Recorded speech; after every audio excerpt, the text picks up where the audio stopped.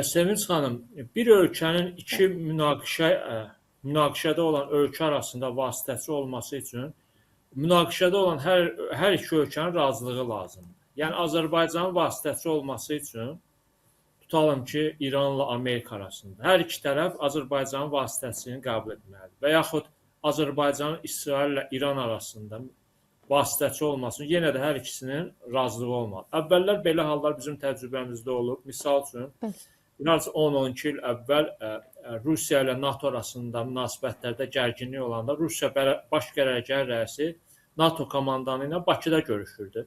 Bu görüş ona görə alınmışdı ki, bir neçə dəfə oldu belə görüşlər. Hələ Ukrayna müharibəsi yox idi. Ona görə alınmışdı ki, hər iki tərəf Bakıya üstünlük vermişdi, Bakını seçmişdi. Daha sonra Türkiyə ilə İsrail arasında münasibətlər gərginləşmişdi bu Qəzza olaylarından öncə. Münasibətlər gərginləşmişdi, amma hər iki tərəf belə deyək də müəyyən təmaslara maraq göstərdi. Hər iki tərəf yenə də Bakını seçdi. Türkiyə Azərbaycanın strateji müttəfiqi, İsrail ilə də Azərbaycan arasında müəyyən tərəfdaşlıq münasibətləri. Bakı yenə də belə vasitəçi məkan kimi seçildi, danışıqlar getdi. Düzdür, sonra Qəzza olayları baş verdi və əslində dialoq alınmadı. İndi də bəli versiyalar var ki, Azərbaycan bölgədə müharibənin əleyhinədir, müharibə istəmir, bölgədə sülh və sabitlikdə maraqlıdır və istəyərdi ki, Amerika ilə İran arasındakı məsələlər diplomatik yolla həll edilsin. Bu o deməkdirmi ki, yenidən Azərbaycan vasitəçi ola bilər? Söyləmək çətindir, çünki belə bir məlumatımız yoxdur ki, İran və Amerika Azərbaycanın vasitəçi olmasını istəyib. Və məsələn, əgər belə bir fərziyyələr varsa ki, İran Müdafiə Naziri Bakıda olanda Amerika və İsrail tərəflərlə görüşüb, bunu da ehtimalını yüksək qiymətləndirmirəm. Niyə? Çünki İran Müdafiə Naziri Bakıda danışıqlar aparması üçün özünün rangında tərəf müqabilləri olmalıdır. Yəni həmin ərəfədə İsrailin və yaxud Amerikanın yüksək rütbəli hərbçilərin Azərbaycanda olduğuna dair məlumat yoxdur.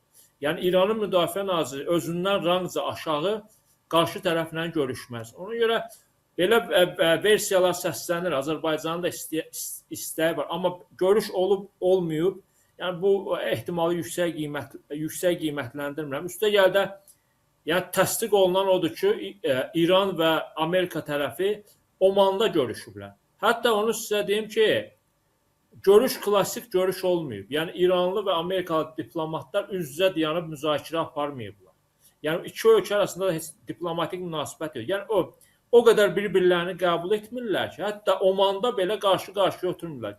Doğrudur, məsələn, çox maraqlı hadisələr baş verir Azərbaycanla bağlı, nə barədə? İsrailin Xarici İşlər Naziri gəldi. Müzakirələr apardı. Azərbaycan bir heyət getdi İsrailə və İsraildə onlar İsrailin baş naziri Benyamin Netanyahu ilə görüşdü. Deyəsən bizim rabitə naziri. Və süni intellektlə bağlı nəsə bir saziş imzalandı. Və orada Benyamin Netanyahu dedi ki, Azərbaycan prezidenti çox hörmətli İlham Əliyevi İsrailə dəvət edir. İndi Vens gəlməlidir. Bu həftə Vens Bakıya gəlir. Bundan öncə də İranın müdafiə naziri Bakıda olub. Yəni bütün bu səfərlər mən anlayıram ki, bəzi dairələrdə belə bir görüntü və ya ehtimal yaradıb ki, əgər İsrail, Amerika və İran ard-arda səfərlər ediblərsə bunların nümayəndə Azərbaycan, ola bilərmi ki, bunlar arasında Bakıda təmas da olsun? Yəni belə bir ehtimalların səslənilməsi obyektivdir. Amma mən müəyyən məntiqə baxandan sonra, yəni belə bir ehtimalın yüksək olduğunu zənn etmirəm ki, İran Müdafiə Naziri Bakıda olanda belə bir təmaslar. Yenə də öz rangına uyğun burada qarşı tərəfdən kimsə olsaydı görüşə bilərdi. Amma bu müddətdə Amerikanın Pentagon rəhbəri Bakıda olmayıb da. Yəni aşağı rütbəli hərbçi ilə də İranın Müdafiə Naziri görüşəmir. Başqa bir məsələ də çıxa bilər. Bəlkə heç Müdafiə Naziri görüşməyib, onun nümayəndə heyətində başqaları kimlənsə görüşür. Bu ehtimal da səsləndirilə bilər. Amma yenə də təkrar belə bir ehtimal olsaydı, bunu niyə gizlətsinlər ki tərəflər? Oman görüşünü əvvəlcədən bəyan etdilər. Əvvəlcə İstanbulda olmalıdır. Oman görüşü bəyan etdi. Bakıda da görüş olacaqsa bunu niyə gizlədirlər ki? Tam əksinə Bakı görüşünü açıqlamalıydılar ki, bu Trumpın da xeyrinə olardı, İranın da. Ki Azərbaycanda da təmaslar var. Biz çıxış yolları axtarırıq. Ona belə bir açıqlama da olmadığına görə Bakıda görüşün olma ehtimalını yüksək qiymətləndirmir.